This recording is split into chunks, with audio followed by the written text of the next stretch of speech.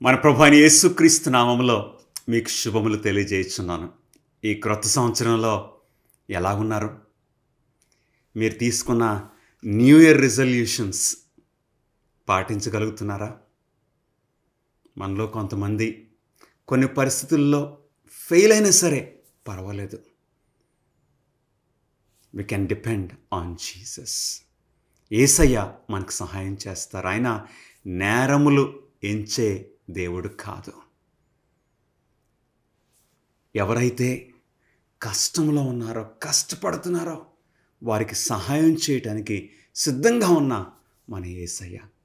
ఈరోజు ఒక ప్రాముఖ్యమైన ప్రశ్న మనము చూడబోతున్నాము. ఆ ప్రశ్న ఏంటంటే, దేవుడు నన్ను ప్రేమిస్తున్నారా? నన్ను అందరూ విడిచిపెట్టారు, ఇక వేస్ట్ అని విడిచిపెట్టేశారు. కానీ దేవుని ప్రేమ నాకు కూడానా? am I still included in God's love? చాలా ప్రాముఖ్యమైన ప్రశ్న. ప్రార్థన చేసుకుని వాక్యంలోనికి వెళ్దాం. మహాపరిశుద్ధుడైన మా తండ్రి, ఈ సమయమందు మీ పరిశుద్ధ గ్రంథాన్ని తెరిచి నాయన మీ ప్రేమను గూర్చి, మీ ప్రణాళికలను గూర్చి మేము ధ్యానిస్తున్న ఈ సమయాన్ని మా జీవితంలో ప్రత్యేకపరచుకోమని, మీ వాక్యం ద్వారా మాతో మాట్లాడమని, మీ ప్రేమను ఎవరమైతే అనుమానిస్తున్నామో వారికి బలంగా మీ ప్రేమను గూర్చి, మీ ప్రణాళికలను గూర్చి సూటిగా మాట్లాడమని మా ప్రభువును మీ ప్రియకుమారుడు నజరేయుడైన యేసుక్రీస్తు నామములో అడిగి వేడుకొంచున్నాం తండ్రి, ఆమేన్. I am అన్లవబుల్. ఎవరు ప్రేమను పొందటానికి నాకు అర్హత లేదని కొన్నిసార్లు కొంతమంది యవనస్తులు, కొంతమంది పెద్దవారు కూడా ఇలాంటి ఆలోచన కలగవచ్చు. కానీ దేవుని ప్రేమ నిన్ను కూడా, నన్ను కూడా అని దేవుని వాక్యము సెలవిస్తున్నది. మొట్టమొదటిగా ప్రాముఖ్యమైన వాక్యము, దేవుడు లోకమును ఎంతో ప్రేమించెను. యోహాను సువార్త 3:16. ఈ చక్కటి వాక్యము, అవును, మన హిందూ సహోదరులు, మన ముస్లిం సహోదరులు, మన బుద్ధిస్ట్ సహోదరులు వారు కూడా వాడటం నేను విన్నాను. God's love includes everyone. దేవుని యొక్క వాక్యాన్ని తెరవలసిందిగా నేను కోరుచున్నాను. 33వ కీర్తన 5వ వచనంలో ఆయన నీతిని న్యాయమును ప్రేమించుచున్నాడు. దేవుని గురించి నీతిని న్యాయమును ప్రేమించుచున్నాడు. లోకము యెహోవా కృపతో నిండి ఉన్నది. ఆయన కృప నీకు కూడా, లోకమంతా. అలాగే 145వ కీర్తన 9వ వచనంలో యెహోవా అందరికీ ఉపకారి. అవును ప్రియులారా, యెహోవా అందరికీ ఉపకారి. His goodness for all. నేను ఈరోజు నా జీవితంలో చాలా తప్పులు చేశాను, చాలా చెడు కార్యాలు చేశాను, దేవునికి ఎన్నో వాగ్దానాలు చేశాను, కానీ దూరం అయిపోయాను, ఒక వేషధారిగా జీవించాను. దేవుడు నన్ను క్షమిస్తారా? ఆయన మాట్లాడుతున్నారు. యెహోవా అందరికీ ఉపకారి, ఆయన కనికరములు ఆయన సమస్త కార్యముల మీద ఉన్నవి. అవును, ఫర్ ఆల్. మత్తయి సువార్త 5:45 వచనంలో దేవుడు ఈ విధంగా మాట్లాడుతున్నారు. యేసయ్య ఈ భూమి మీద ఉన్నప్పుడు మత్తయి సువార్త 5:45 వచనంలో ఆయన సూర్యుణ్ణి ఏం చేస్తున్నారంటండి?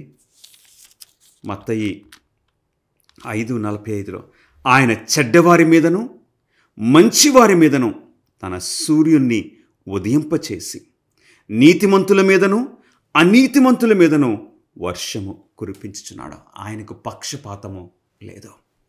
అందుకే ఈ పరిశుద్ధ గ్రంథము దేవుడు ప్రేమాస్వరూపి, ఆయన ప్రేమకు నిలయమని మనకు తెలుస్తుంది. ఈ రోజున మనం అనవచ్చు, he is a loving person, she is a loving person. చాలా ప్రేమతో నిండిన వ్యక్తి ఆమె, చాలా ప్రేమతో నిండిన వ్యక్తి ఆయనని మనం అంటాం. మానవ ప్రేమ ఓన్లీ రిఫ్లెక్షన్ ఆఫ్ దేవుని ప్రేమ. గమనిస్తున్నారా ప్రియ స్నేహితులారా? దానియేలు గ్రంథము 5వ అధ్యాయము 23వ వచనంలో దేవుడు మనలందరినీ ప్రేమించడం మాత్రమే కాదు, మనందరి జీవితాలని ఆయన ఎలా కాపాడుతున్నారో దానియేలు మనకు వివరిస్తున్నాడు. దానియేలు గ్రంథము 5వ అధ్యాయము 23వ వచనంలో ఒకసారి సందర్భం చూస్తే, ఇక్కడ బెల్షాజర్ రాజు, బబులోను పరిపాలన చేస్తున్న బెల్షాజర్ రాజు ఆ రాత్రి విందు చేస్తున్నాడు, త్రాగేస్తున్నాడు. జ్ఞాపకం ఉన్నదా? దానియేలు గ్రంథం 5వ అధ్యాయంలో ఆ గోడ మీద రాత గుర్తొచ్చిందా? ఎవరూ చెప్పలేకపోయారు. ఆ మాటలు అరమేయకు భాషలో రాయబడి ఉన్నవి. ఆ భాష బబులోని అందరూ చదవగలరు. Very simple. ఆ మాటలు ఎవరు చెప్పలేకపోతున్నారు. అర్థం చెప్పలేకపోతుంటే దానియేలును పిలిపించారు. దానియేలును ఎందుకు పిలిపించారు?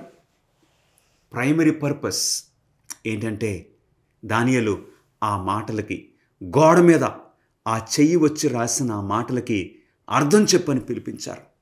కానీ దానియేలు అర్థం చెప్పకముందు ఒక ప్రాముఖ్యమైన విషయము బెల్షాజర్కి చెప్తున్నాడు. మన భాషలో బెల్షాజర్ అనే రాజుకు దానియేలు క్లాస్ తీసుకుంటున్నాడని మనం చెప్పొచ్చు. అవును, ఏమంటున్నాడు ఒకసారి చూద్దామండి. దానియేలు గ్రంథము 5వ అధ్యాయము 23వ వచనంలో ఆఖరి భాగము, నీ ప్రాణమును నీ సకల మార్గములను ఏ దేవుని వశమునున్నవో ఆయనను నీవు గణపరచలేదు. నీ ప్రాణము నీ సకల మార్గము ఎవరి వశమునున్నదంటండి? దేవుని వశము. God is in control. అవును, ఆయన భక్తులను, ఆయన ప్రేమించే వారిని మాత్రమే కాదు, ఆయన ద్వేషించే వారిని కూడా దేవుడు ప్రేమించే దేవుడు. ప్రియ స్నేహితులారా, అపోస్తల కార్యములు 17వ అధ్యాయము 25వ వచనంలో ఈ విధంగా అపోస్తల కార్యములు గ్రంథాన్ని రాసిన డాక్టర్ లూక్ గారు రాశారండి అపోస్తల కార్యాలని. అపోస్తల కార్యములు 17వ అధ్యాయము 25-26 వచనాల్లో దేవుని యొక్క వాక్యము ఈ విధంగా సెలవిస్తుంది. ఆయన అందరికిని జీవమును ఊపిరిని సమస్తమును దయచేయవాడు గనుక తనకు ఏదైనాను కొదువున్నట్లు మనుషుల చేతులతో సేవింపబడువాడు కాడు. అందరికీ జీవమును ఊపిరిని సమస్తమును అనుగ్రహించే దేవుడు. కేవలం క్రైస్తవులకే కాదు, కేవలము హిందువులకే కాదు, ముస్లింలకే కాదు, నాస్తికులకే కాదు, అందరికీ జీవాన్ని. He is the life giver. గమనిస్తున్నారా ప్రియ స్నేహితులారా? ఆయన ప్రేమ ఎలాంటి ప్రేమో మనం గుర్తించవచ్చు. 2వ పేతురు 3వ అధ్యాయము 9వ వచనంలో ఆయన ప్రేమను గురించి, ఆయన అందరినీ ప్రేమించడం మాత్రమే కాదు, ఆయన యొక్క ఉద్దేశము ఏంటి? కొందరు ఆలస్యమని ఎంచుకున్నట్లు ప్రభు తన వాగ్దానమును గూర్చి ఆలస్యము చేయువాడు కాడు, కానీ ఎవడును నశింపవలనని ఇచ్చయింపక అందరూ మారు మనసు పొందవలనని కోరుచు మీ ఎడల దీర్ఘశాంతము గలవాడై ఉన్నాడు. ఏంటో తెలుసండి, దేవుడు అందరినీ ప్రేమించడం మాత్రమే కాదు, అందరినీ రక్షించుకోవాలని ఆయన ఆశ. అవును ప్రియ సహోదరుడా, సహోదరి, you are part of God's plan. దేవుడు నిన్ను ప్రేమిస్తున్నారు. నీవు ఆయన ప్రేమకు స్పందిస్తే నేను రక్షించుకోవాలని ఆశపడుతున్నారు. అంటే దేవుడు మనల్ని ఎంతగా ప్రేమిస్తున్నారంటే ఆయన మనల్ని బలవంతం చేయరు. అవును ప్రియ సహోదరుడా, సహోదరి, హీ విల్ నాట్ ఫోర్స్ అస్. అందుకే దేవుని ప్రేమను మనము అంగీకరించే అవకాశం ఉంది, ఆయన ప్రేమను తిరస్కరించే అవకాశం కూడా ఉన్నది. మనకు ఒక ప్రశ్న కలగవచ్చు. ఎవరైతే దేవుని ప్రేమను అంగీకరిస్తారో వారిని దేవుడు మరింతగా ప్రేమిస్తారు. కరెక్టే. కానీ ఎవరైతే దేవుని ప్రేమను రిజెక్ట్ చేస్తారో, తిరస్కరిస్తారో వారి ఎడల ఆయన ప్రేమ ఏంటి? He still loves them. అవును, దేవుని ప్రేమను ఎవరైతే తిరస్కరిస్తారో వారిని ఇంకా ఆయన ప్రేమిస్తారు. అదండి ప్రేమ అంటే. దేవుడు ప్రేమ స్వరూపి. గమనిస్తున్నారా ప్రియ స్నేహితులారా? ఒక్కసారి మనం ఆలోచిద్దాం. నాతో పాటు ఆలోచించమని నేను కోరుచున్నాను. మన ప్రాణము, కొంతమంది 100 సంవత్సరాలు బతుకుతారు, కొంతమంది 90 లేక 80, కొంతమంది 30లోనో 40లోనో కూడా మరణిస్తారు. మనకేమన్నా దేవుడు ఒక బ్యాటరీ పెట్టారా? మన మొబైల్ ఫోన్స్ ఛార్జ్ చేసుకున్నప్పుడు మన స్మార్ట్ ఫోన్స్ అయితే ఒక రోజు కంటే ఎక్కువ రావు. మామూలు ఆ కీప్యాడ్ ఫోన్స్ అయితే 2 రోజులు 3 రోజులు కూడా వస్తాయి ఆ బ్యాటరీని బట్టి. మరి మనకి దేవుడు ఏమన్నా ఈ ప్రాణాన్ని ఒక బ్యాటరీ లాగా పెట్టి ఈయన 70 సంవత్సరాలు జీవించాలి, ఈమె 80 సంవత్సరాలు జీవించాలి అని ఏమైనా బ్యాటరీ పెట్టారా? కాదు. మరి ఎలాగా? ప్రతి క్షణము ప్రాణాన్ని మనం పొందుతున్నాం. రైల్వే ట్రాక్స్ ఒకసారి చూడండి. ఆ రైల్వే ట్రాక్ పైన ఆ ఎలక్ట్రిక్ లైన్ వెళ్తుంది. ఆ ట్రైన్ ఇంజిన్కి ఉన్న అది పైకి కనెక్ట్ అయితే ప్రతి క్షణము ఎలక్ట్రిసిటీ, ఆ పవర్ దానికి పాస్ అవుతుంది, ట్రైన్ ముందుకి వెళ్తుంది. గమనిస్తున్నారా? ప్రతి క్షణము కనెక్ట్ అయి ఉండాలి. అదే పద్ధతిలో ఏంటో తెలుసండి, ప్రతి క్షణము మనము దేవుని యొద్ద నుండి ప్రాణాన్ని పొందుతున్నాము. ఈ లైఫ్ సప్లై ప్రతి క్షణము, ఈ ఇన్విజిబుల్ లైఫ్ సప్లై మనం పొందుతున్నాం ప్రతి క్షణము. అవును, బాగానే ఉంది. మానవులమైన మనము ఎప్పుడైతే ఈ లైఫ్ సప్లై కట్ అయిపోతుందో మనం మరణిస్తున్నాం. ఆ వ్యక్తి మరణించాడు, ఆ వ్యక్తి మరణించింది అని మనం అంటున్నాం. ఈ లైఫ్ సప్లై సరే, ఈ లైఫ్ సప్లై దేవదూతల సంగతి అండి. దేవదూతలు కూడా ప్రతి క్షణము కూడా దేవుని యొద్ద నుండి ఈ లైఫ్ సప్లై పొందుతున్నారు. ఎందుకంటే ఆయన జీవాధిపతి, లైఫ్ గివర్. కాబట్టి ఆ సప్లై ప్రతి క్షణము వారు పొందుతున్నారు. సరే, పరలోకములో దేవుణ్ణి ప్రేమించే దూతలు లైఫ్ సప్లై పొందుతున్నారు. దూతల్లో ఇంకొక గ్రూప్ ఉంది, దుష్ట దూతలు. సాతానుడు వాడికి నాయకుడు. మరి వారికి జీవము ఎక్కడి నుండి వస్తుంది? సాతానుడు దేవుని మీద తిరుగుబాటు చేశాడే, వాడికి ప్రాణము, ఆ లైఫ్ సప్లై ఎక్కడి నుండి? Same source. గమనిస్తున్నారా ప్రియులరా? దేవుని యొక్క ప్రేమను సాతానుడితో పాటున్న ఆ దూతలు దేవుని ప్రేమను తిరస్కరించారు, దేవుని మీద తిరుగుబాటు చేశారు.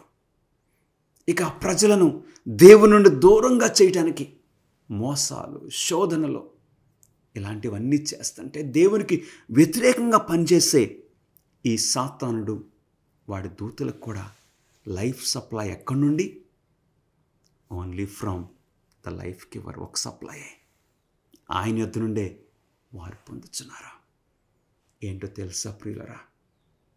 మనము దేవుని ప్రేమను అంగీకరించినా, దేవుని ప్రేమను అంగీకరించకపోయినా దేవుడు మనల్ని ప్రేమిస్తూనే ఉన్నారు.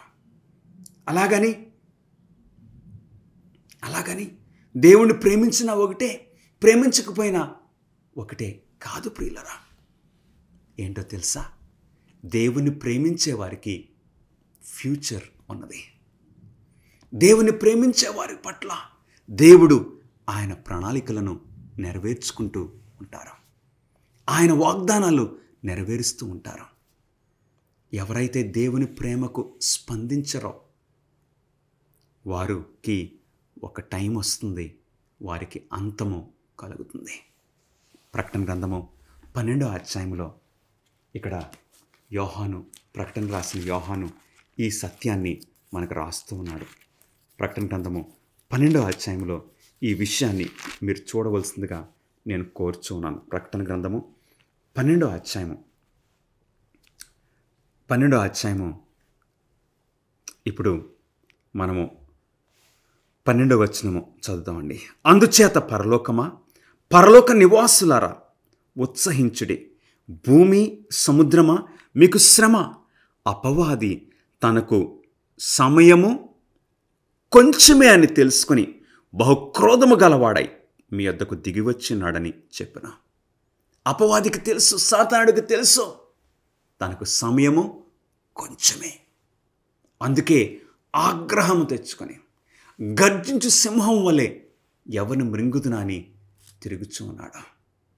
అవును, దేవుని ప్రేమను తిరస్కరించిన వారికి, రిజెక్ట్ చేసిన వారికి సమయము కొంచెమే, భవిష్యత్తు లేదు.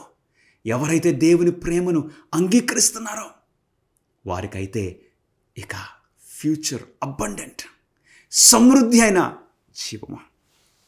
ఈరోజు మనం నేర్చుకునే పాఠం ఏంటండి? What is your take away from this message?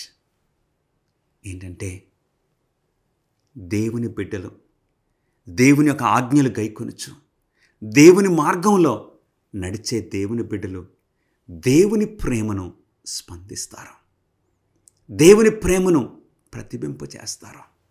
అవును ప్రియులరా, ఒక తండ్రిగా, ఒక తల్లిగా, ఒక అన్నయ్యగా, ఒక అక్కగా, లేక తమ్ముడుగా, ఒక చెల్లిగా, ఒక స్నేహితునిగా, ఒక స్నేహితురాలుగా మన ప్రేమ కూడా మస్ట్ రిఫ్లెక్ట్ గాడ్స్ లవ్.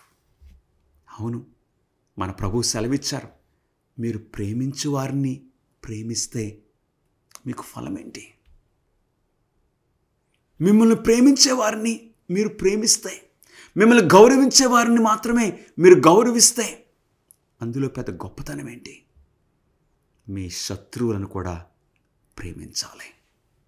గమనిస్తున్నారా ప్రియ స్నేహితులారా?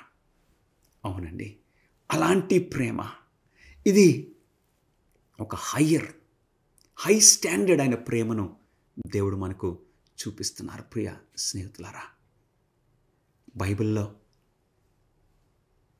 ప్రత్యేకంగా క్రొత్త నిబంధనలో గ్రీకు భాషలో ఈ ప్రేమకు తెలుగులో ప్రేమ అని ఒకటే వస్తుంది, కానీ గ్రీకు భాషలో 3 పదాలు ఉన్నాయి. అందులో మనం 2 చూద్దాం. ఒకటిది ఏంటో తెలుసండి? ఫిలేయో. గ్రీక్ భాషలో ఫిలేయో అనే ఈ మాటకు అర్థం ఏంటో తెలుసండి? ప్రేమించటము.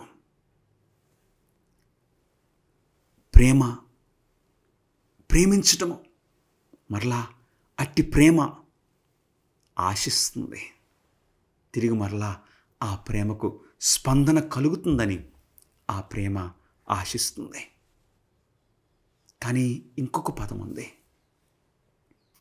గ్రీకు భాషలో ప్రేమకు వాడే పదం ఏంటో తెలుసండి? ఇంకొక పదము అగాపే. అగాపెో అనే ఈ పదము ఇదేంటో తెలుసండి? ఈ ప్రేమ ప్రేమిస్తుంది, కానీ ఏమి తిరిగి ఆశించదు. ఏది కూడా ఆశించదు. Keeps on loving. ఇంక ఏది కూడా ఆశించదు. యోహాను సువార్తలో యేసుక్రీస్తు వారి 12 మంది శిష్యుల్లో ఒక చిన్నవాడైన శిష్యుడి పేరు యోహాను. అవునండి, పేతురు, మత్తయి వీళ్ళందరూ కొంచెం పెద్ద వయసులోనే యేసయ్యను వెంబడించారు. కానీ చిన్నవాడు, ఒక 18 సంవత్సరాల వయసు ఉండొచ్చు, యేసయ్యను వెంబడించడం మొదలుపెట్టాడు. ఆ శిష్యుడికి ఏం పేరు వచ్చిందో తెలుసండి? యేసు ప్రేమించిన శిష్యుడు, జాన్ ద బిలవెడ్. యేసు ప్రేమించిన శిష్యుడనే పేరు వచ్చింది. యేసు ప్రేమిస్తున్నాడు ఆ యోహాన్ని. కానీ యోహాను యేసయ్య ప్రేమకు అర్హుడా? ఏమాత్రం కాదు. యేసయ్య ప్రేమకు మానవులమైన మనమెవ్వరం కూడా అర్హులము కాదు. అయినప్పటికీ, ఇన్స్పైట్ ఆఫ్, అన్డిజర్వింగ్ అయినప్పటికీ యేసయ్య ప్రేమించే శిష్యుడిగా ఆ పేరు పొందాడు. యాక్చువల్గా యోహాను యొక్క జీవితాన్ని మనం గమనించినట్లయితే, ఈ యోహాను తన అన్నయ్య అయిన యాకోబు, వీరిద్దరికీ ఏం పేరుందండి? ఉరుము పుత్రులు, సన్స్ ఆఫ్ థండర్. అంటే వారికి యాంగర్ ఇష్యూస్ ఉన్నాయి. అవును, కోపం కంట్రోల్ చేసుకోలేకపోయారు. ఒకసారి యేసయ్య శిష్యులతో ఒక ప్రాంతానికి, సమరయ ఆ ప్రాంతంలో ఒక టౌన్కి వెళ్తే వారు యేసయ్యను అంగీకరించలేదని ఏమన్నది తెలుసా? ప్రార్థించి వారి మీద అగ్ని కురిపించేద్దామా అని అడుగుతారు. అవును, ఉరుము పుత్రులు, సన్స్ ఆఫ్ థండర్. అలాంటి వారిని కూడా యేసయ్య ప్రేమించారు. అంత మాత్రమే కాదు, ఈ ఇద్దరు అన్నదమ్ములు వారి అమ్మకు చెప్పారు వెళ్ళి. ఏమని? అమ్మా, నువ్వు వచ్చి యేసయ్యను రిక్వెస్ట్ చేయి. ఏమని రిక్వెస్ట్ చేయాలి? యేసయ్యా, నీవు నీ రాజ్యాన్ని స్థాపించుకున్నప్పుడు, నువ్వు త్వరలో ఈ రోమా రాజ్యాన్ని పడగొడతావు కదా, అప్పుడు నా ఒక కొడుకుని నీ కుడివైపున, ఇంకొక కొడుకున ఎడమవైపున పెట్టుకో యేసయ్యా అని బ్రతిమాలటాకు వచ్చింది. అంటే వారు వెరీ అంబిషియస్, పదవీ దాహం కలవారు. అలాంటి వారు దేవుని ప్రేమకు అర్హులు కాదు. అయినప్పటికీ జీసస్ కెప్ట్ ఆన్ లవింగ్. యేసయ్య ప్రేమిస్తూనే ఉన్నారు. అవును ప్రియులరా, హీ లవ్స్ ది అన్డిసర్వింగ్. ఆయన బిడ్డలంగా కూడా మనం కూడా అలాంటి ప్రేమను ఇతరులకు చూపించాలి. ఎట్లాగా? అలాంటి ప్రేమను నేను ఎలా చూపించగలను? పౌలు గారు అంటారు, మీ అధికారుల కొరకు ప్రార్థించండి, నాయకుల కోసం ప్రార్థించండి. చాలాసార్లు నాయకులు సరిగ్గా ప్రవర్తించకపోవచ్చు, గర్వంగా జీవించవచ్చు, అన్యాయంగా ప్రవర్తించుతూ ఉండొచ్చు. అయినా సరే వారి కోసం వారిని మనం ప్రేమించాలి, వారిని గౌరవించాలి, వారి కొరకు మనం ప్రార్థించాలి. దేవుని ప్రేమకున్న కొన్ని లక్షణాలు ఒక క్విక్గా మనం చూద్దామండి. రోమీలకు రాసిన పత్రిక 5వ అధ్యాయంకు రమ్మని నేను కోరుచున్నాను. రోమీలకు రాసిన పత్రిక 5వ అధ్యాయము 6వ వచనం. ఏలయనగా మనం ఇంకా బలహీనములమై ఉండగా క్రీస్తు యుక్తకాలమున భక్తిహీనుల కొరకు చనిపోయాను. భక్తిహీనుల కొరకు, నీతిమంతుని కొరకు సహితము ఒకడు చనిపోవుట అరుదు. మంచివాని కొరకు ఎవడైనా ఒకవేళ చనిపోవ తగ్గించవచ్చును. అయితే దేవుడు మన ఎడల తన ప్రేమను వెల్లడిపరచుచున్నాడు. ఎట్లనగా మనమింకనూ పాపులమై ఉండగానే క్రీస్తు మన కొరకు చనిపోయాను. మనం ఇంకా పాపులమై ఉండగానే, ఆయన ప్రేమను మనం గుర్తించకముందే ఆయన already he made the sacrifice. అంటే ఆయనదు సాటి లేని ప్రేమ, మ్యాచ్లెస్ లవ్. ఎఫెసీయులకు రాసిన పత్రిక 3వ అధ్యాయము 19 నుండి 21 వరకు. జ్ఞానమునకు మించిన క్రీస్తు ప్రేమ తెలుసుకొనుటకు తన శక్తి గలవారు కావాలననియు ప్రార్థించుచున్నాను. ఆ ప్రేమను గ్రహించడానికి, హద్దులు లేని ఆ ప్రేమను. ఎలాంటి ప్రేమ? మనలో కార్య సాధకమైన తన శక్తి చొప్పున మనము అడుగు వాటన్నిటికంటేను, ఊహించి వాటన్నిటికంటేను అత్యధికముగా చేయ శక్తిగల దేవునికి క్రీస్తు యేసు మూలముగా సంఘములో తరతరములు సదాకాలము మహిమ కలుగును గాక. ఆమేన్. ఆయన ప్రేమకు హద్దులు లేవు. ఆయన ప్రేమ యొక్క హైట్ కానీ, డెప్త్ కానీ, విడ్త్ కానీ మనం పెట్టలేము.